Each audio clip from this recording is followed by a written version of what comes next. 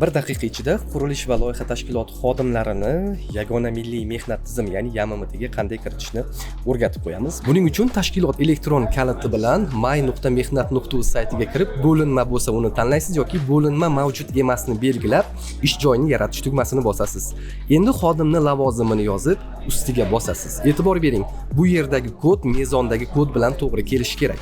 Stavkani belgilab, oylikni qanday to'lashga kelishgan bo'lsangiz, shunga qarab okladga belgi qo'yasiz. Endi saqlash va xat tugmasini bosing. Xodimni rasmiylashtirishga o'tamiz. Ushbu tugmani bosib, xodim pasport ma'lumotlarini kiritasiz va yuborish tugmasini bosasiz. Qog'oz shaklidagi mehnat shartnomasini ro'yxatdan o'tkazish yoki elektron mehnat shartnomasini tuzishni tanlaysiz. Men qog'oz shaklidagisini tanladim.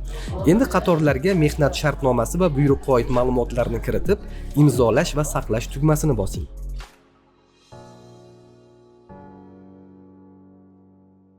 Ko'rib turganingizdek, barchasi oddiy va oson. Shu kabi foydali ma'lumotlarni o'tkazib yubormaslik uchun bizga obuna bo'ling.